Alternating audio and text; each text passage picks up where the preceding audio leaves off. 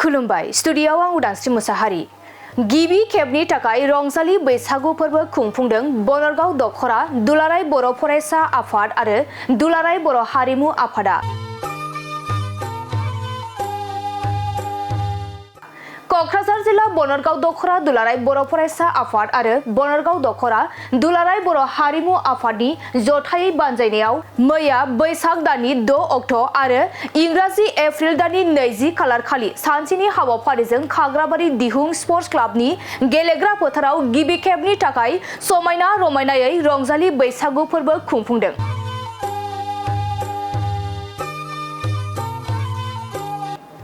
रंजालि बैसागु फोरबो फालिनायनि हाबाफारि बायदियै दुलाराय बर' फरायसा आफाद आरो दुलाराय बर' हारिमु आफादनि फिरफिला बिरहोनाय रंजालि बैसागुनि फिरफिला बिरहोनाय बैसोगोरासिन सुबुंफोरखौ मान बावनाय दुलाराय बर' फरायसा आफादनि 57थि बोसोरारि जथुम्मानि देंखोमु 1-2-3आव नैथि मासि देरहासार जानो हानाय बनरगाव दखरानि खुलुमगिरि बसुमतारीखौ बरायनाय उदां बैसागु मोसानाय बैसागु हानजा मोसानाय बादायलायनाय गोखा गोखै जानाय बायदि हाबाफारि लानाय जायो। हाबाफारियाव मिरु दुलाराय बर' फरायसा आफादनि गाहाय नेहाथारि कनिन्द्र बसुमतारी, क'क्राझार जिल्ला दुलाराय बर' फरायसा आफादनि गाहाय नेहाथारि राथिया बसुमतारी, दुलाराय बर' हारिमु आफादनि बिबानगिरिफोर आरो बनरगाव ओनसोलनि गंफ्रोमबो गामिनि दैदेनगिरि रायजो राजाफोरा रंजा बाजायै बाहागो लायो। बैसागुनि गाहाम हामलायनाय आङो बावहरदों। गेदेरफोरनिसिम खुलुमनाय सिबिनायखौ आङो दिनै बावहरदों आरो लोगो आरो उन्दैफोरनिसिम आंनि अननाय बावहरदों जे रंजालि बैसागुआ जोंनि बर'नि मोनसे माहारियारि फोरबो आरो बे जोंनि हारिमु आरो माहारिजों सोमोन्दो थानाय बियो मोनसे फोरबो जायखौ लानानै जोङो दिनै बेवहाय जोङो रंजादों आरो बियो जोंनि मोनसे मेहेरगोनां मोनसे रंजाथाय। बेवहाय उन्दै गेदेर बेवहाय हिन्जाव हौवा बा बायदि बैसोनि मानसिफोरा ज' जालायनानै बेवहाय जोङो रंजानाय जायो आरो दिनै बेवहाय गेदेरफोरनो मान होनाय हाबाफारि बेबायदिबो लादों आरो उन्दैफोरनो बोर होनाय हाबाफारि बेबायदिबो लादों। दा बेखायनो दिनै बियो जोंनि जिथु माहारियारि फोरबो बे माहारियारि फोरबोखौ जोङो उन जोलैनो जोङो आब्रुथि गोनाङै जोङो होलांनो हायो आरो बेखौ दिनै दावगाफु मुलुगाव जे जोंनि बे माहारियारि फोरबोखौ जोङो बोरै गेवलांसारहोनो हायो बेनि थाखाय दुलाराय बर' फरायसा आफादा खामानि मावबाय थादों। बेनि थाखाय गोसो बोनो हानाय आरो नाजावथाव जानांगौनि थाखाय बैसागुनि मोनसे इउनिफर्मिटि बैसागुनि मोनसे आब्रुथ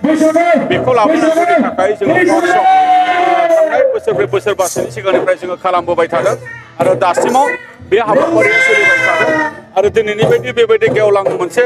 रंजालि बैसागु फालिथाय हाबाफारि बेखौबो जोङो थुलुंगा होनायनि गेजेरजों बेखौ फालिनो थाखाय जोङो खावलायदों आरो ब्रा-ब्रायैनो बियो दिनै मोनफ्रोमबो गामिसिम दिनै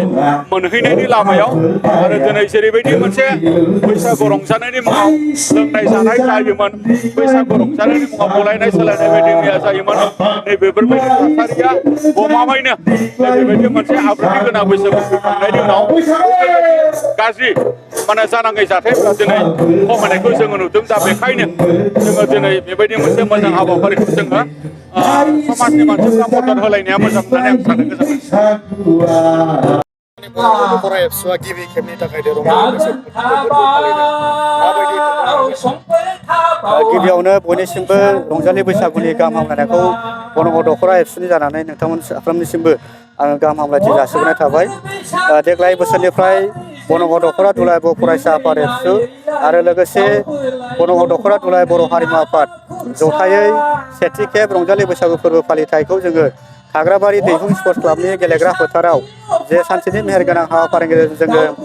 खुंफुंगासिनो दङ। जोङो बनरगाव दखरा दुलाराय बर' फरायसा आफादखौबो देग्लायनो सेथि खेब जोङो बेखौ खुंफुंनाय जादों। दा खुंफुंनाय बायदियै जोङो जोंनि दखरा आफादनि सिङाव थानाय गासैबो गामिनि गामि गोराफोरखौ जोङो हांख्रायदों आरो बेजों लोगोसे जोंनि दखरा आफादनि बारग' दैदेनगिरिफोर मेलेमजिबिफोर आरो गासैबो दालाइसा आफादनि दैदेनगिरि आरो रायजो राजा बिथांमोनखौ जोङो हांख्रायनाय बायदियै बिथांमोना बाहागो लाफैदों। जोङो बनरगाव दखरा दुलाराय बर' फरायसा आफाद हिसाबै लांदां बैसागु मोसानायजों लोगोसे गेदेरमा सुबुंफोरनो मान बावनाय आरो बिथांमोननो जोङो आर'नाइ गांफा गांफा होनानै खुलुमनानै जोङो मान बावदों आरो बेजों लोगोसे जोङो बनरगाव दखरा दुलाराय बर' फरायसा आफादा जोंनि दखरा आफादाव सिगां समाव जे मिरु दुलाराय बर' फरायसा आफादनि जे 22थि बोसोरला जथुम्मायाव जे जांख्रिथायारि देंखोगिरि दैखांखुंगुर बसुमतारिनि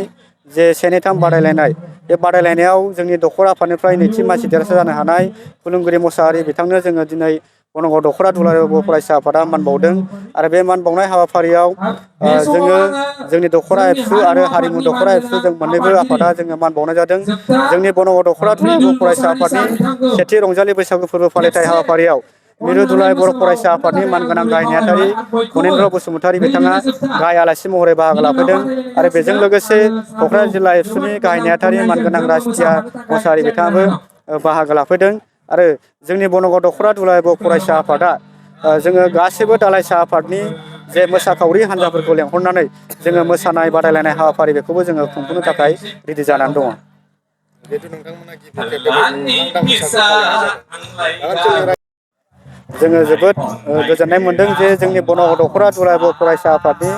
मेलेमजिबिफोर आरो रायजो राजाफोरा जोंखौ गोबां अनसायदों। बिथांमोना जोंनि खावलायनाय बायदि बिथांमोना दिनै दोलो नोगोरै बाहागो लाफैदों आरो बिथांमोना जोंखौ जे अननानै बिथांमोना जोंनो माखासे अनसुंथाइ बिथांमोना जोंनो हरदों आरो बिथांमोननि जे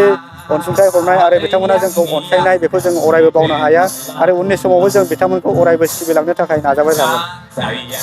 फैगौ बोसोरफोराव बेबायदि रंजालि बैसागु फालिगोन फरायसा